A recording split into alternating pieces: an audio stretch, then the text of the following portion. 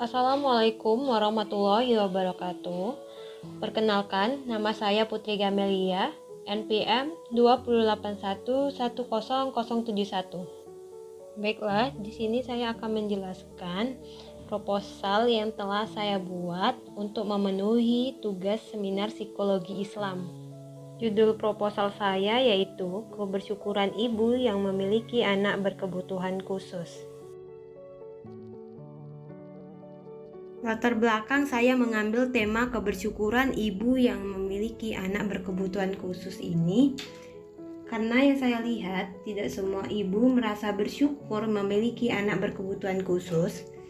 Ada juga ibu yang tidak bisa menerima keterbatasan anaknya. Namun, ada juga ibu yang merasa bersyukur memiliki anak berkebutuhan khusus di mana ibu tersebut menerima segala keterbatasan anaknya.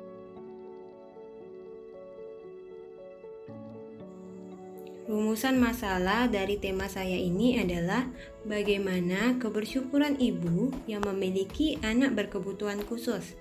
Karena yang kita ketahui, tidak semua ibu bersyukur memiliki anak berkebutuhan khusus. Teori kebersyukuran. Kebersyukuran dalam bahasa Arab diambil dari kata syakara, yashkuru, dan syukron yang artinya terima kasih. Namun dalam bahasa Inggris artinya yaitu gratitude, di mana ini diambil dari akar Latin gratia yang artinya kelembutan dan terima kasih. Menurut Peterson dan Seligman, bersyukur ialah rasa terima kasih dan respon bahagia atas suatu pemberian. Kemudian McCulloch dan Emmons dan Sang mengartikan bersyukur ialah kecenderungan individu dalam mengenali dan merespon suatu hal dengan emosi syukur atas kebaikan orang. Menurut Wood dan kawan-kawan, rasa syukur ialah suatu emosi yang datang setelah seseorang mendapatkan bantuan. Bantuan ini bernilai altruistik.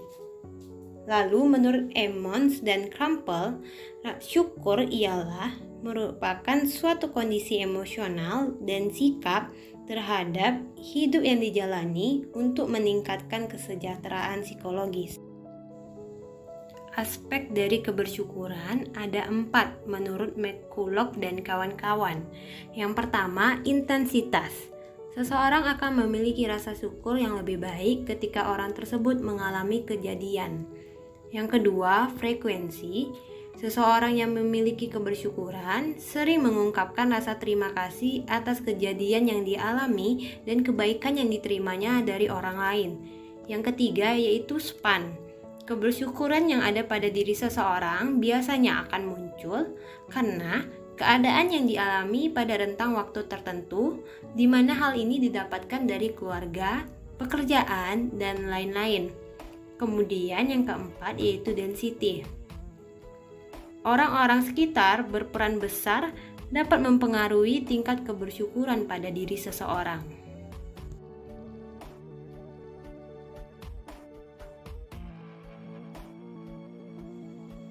Jenis penelitian yang saya angkat ialah penelitian deskriptif kualitatif, di mana penelitian ini memberikan penjelasan secara sistematis, akurat, dan faktual mengenai kondisi situasi. Tujuannya untuk lebih memahami fenomena yang terjadi kepada subjek. Lalu sifatnya merupakan deskriptif, di mana peneliti memberikan deskripsi tentang gambaran penjelasan situasi yang dialami oleh subjek. Fenomena yang diangkat pada variabel ini ialah kebersyukuran.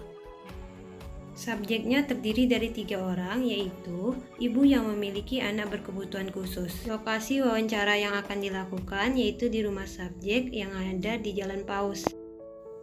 Metode pengumpulan data yang akan saya lakukan yaitu observasi dan wawancara. Observasi gunanya untuk melakukan sebuah pengamatan yang bertujuan mengamati, mencatat, serta menganalisis secara sistematis terhadap fenomena yang akan diteliti. Kemudian wawancara. Wawancara ialah suatu cara mengetahui hal-hal yang lebih mendalam dari subjek, di mana caranya dengan menyimpulkan situasi atau fenomena yang akan diteliti. Wawancara yang akan saya lakukan menggunakan wawancara semi terstruktur. Di mana wawancara jenis ini, pertanyaannya terlebih dahulu telah disiapkan.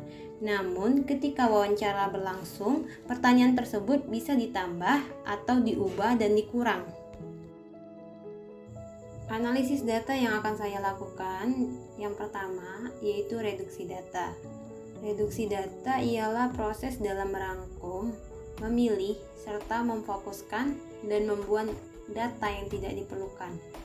Dengan hal ini, data akan mendapatkan gambaran yang lebih jelas dan mempermudah peneliti melakukan pengumpulan data kembali. Setelah direduksi, data akan disajikan. Pada penelitian kualitatif, penyajian data gunanya untuk memberikan penjelasan singkat yang bersifat naratif.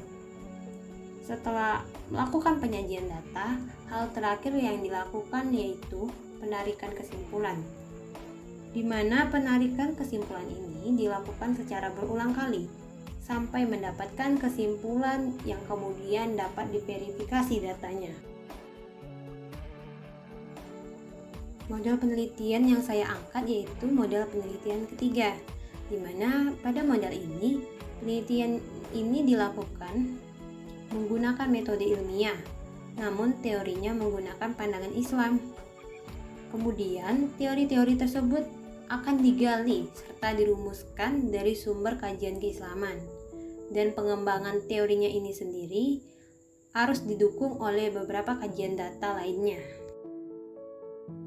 Hanya itu saja yang dapat saya sampaikan. Lebih dan kurang saya mohon maaf. Assalamualaikum warahmatullahi wabarakatuh.